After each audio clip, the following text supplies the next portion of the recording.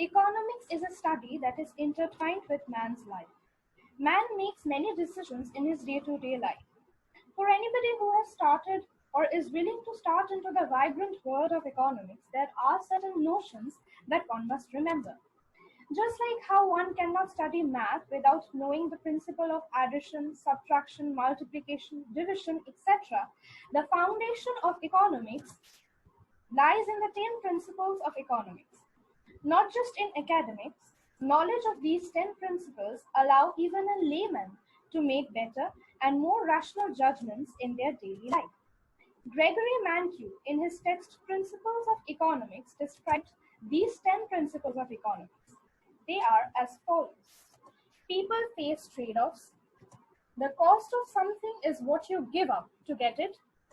Rational people think at the margin. People respond to incentives. Trade can make everyone better off.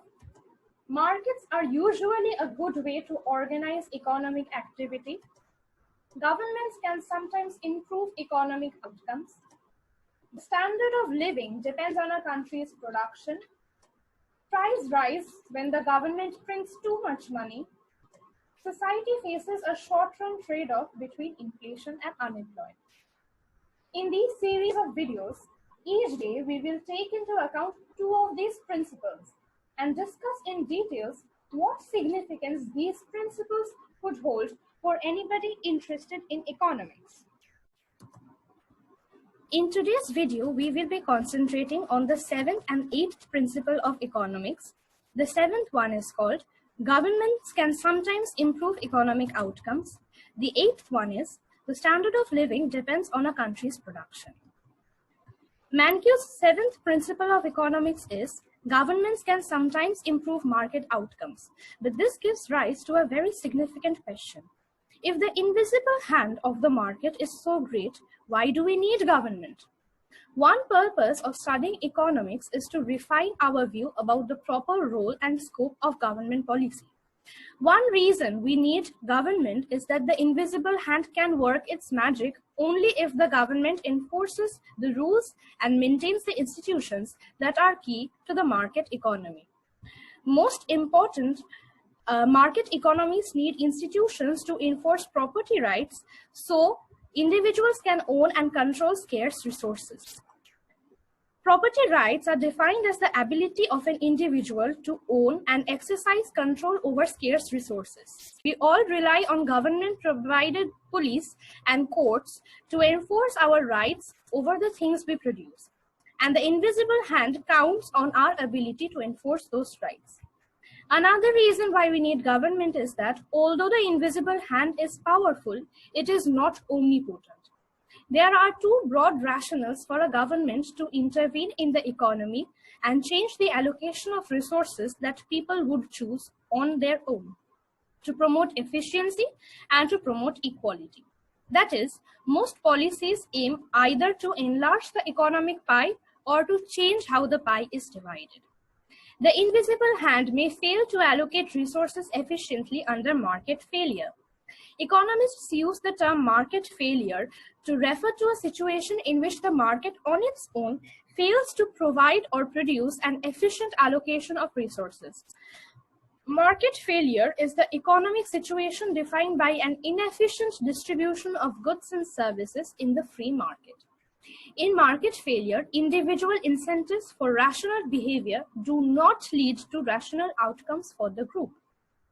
One possible cause of market failure is an externality, which is the impact of one person's action on the well-being of a bystander.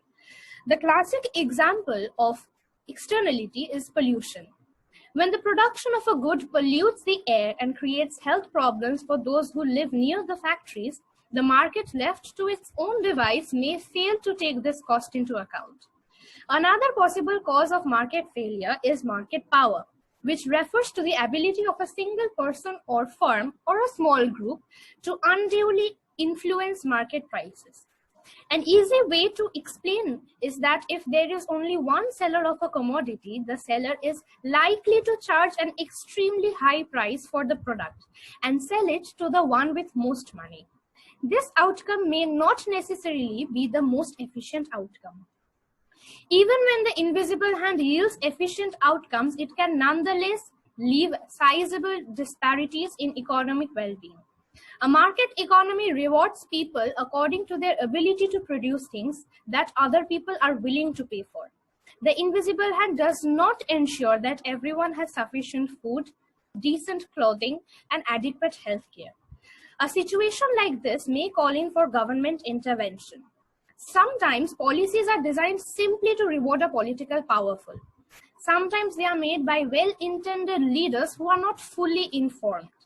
A detailed study of economics allows one to become a better judge of when a government policy is justifiable because it promotes efficiency or equality and when it is not. To conclude, government has two main acceptable roles: enforcement of property rights. It is imperative that scarce resources are owned by individuals and firms. Government enforces the rules and protects the institutions that support these property rights. If the rights of creators of products are not protected, people won't make things. The invisible hand counts on our ability to enforce our rights. Government intervention is allowed to achieve greater efficiency or greater equality. These entails dealing with market failure or with externalities. Moving forward, Mankiw's eighth principle of economics is a country's standard of living depends on its ability to produce goods and services. Now let's understand what we mean by a standard of living. The standard of living is a measure of a material aspect of a national or regional economy. It counts the amount of goods and services produced and available for purchase by a person, family, group, or nation. It is different from other measures of quality of life. These often include non-material characteristics such as relationships, freedom, and satisfaction. Indices that attempt to measure quality of life also include the material standard of living measurement. Standard of living is narrowly focused on the value of goods and services produced and consumed. There are various indices that can act as the dummy variable for standard of living. A dummy variable, aka indicator variable, is a numeric variable that represents categorical data, here the standard of living.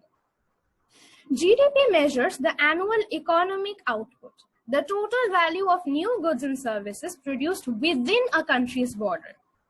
Real GDP is the inflation-adjusted value. Average GDP per capita tells us how big each person's share of GDP would be if we were to divide the total into equal portions. In effect, we take the value of all goods and services produced within a country's borders, adjust for inflation, and divide by the total population. If average real GDP per capita is increasing, there's a strong likelihood that more goods and services are available to the consumers, or consumers are in a better position to buy them. And while buying more things won't necessarily help us find true happiness, true love, or true enlightenment, it is a pretty good indicator of our material standard of living. But these indices have certain drawbacks and shortcomings. More of it when we discuss in details about indices. For now, this will suffice. The differences in standard of living around the world are staggering. Mankiw points out that there are vast differences between the average incomes of different countries. The growth rate of a nation's productivity determines the growth rate of its average income. He dismisses other explanations, such as the prevalence of labor unions and minimum wage laws. Almost all variation in living standards is attributable to differences in countries' productivity. That is, the amount of goods and services produced by each unit of labor input. In nations where workers can produce a large quantity of goods and services per hour, most people enjoy a high standard of living. In nations where workers are less productive, people endure a more meager existence. Similarly, the growth rate of a nation's productivity determines the growth rate of its average income. The fundamental relationship between productivity and living standards is simple, but its applications are far-reaching. The relationships between productivity and living standards also has profound implications for public policy. When thinking about how any policy will affect living standards, the key question is how it will affect our ability to produce goods and services. To boost living standards, policymakers need to raise productivity by ensuring that workers are well educated, have the tools they need to produce goods and services, and have access to the best available technology.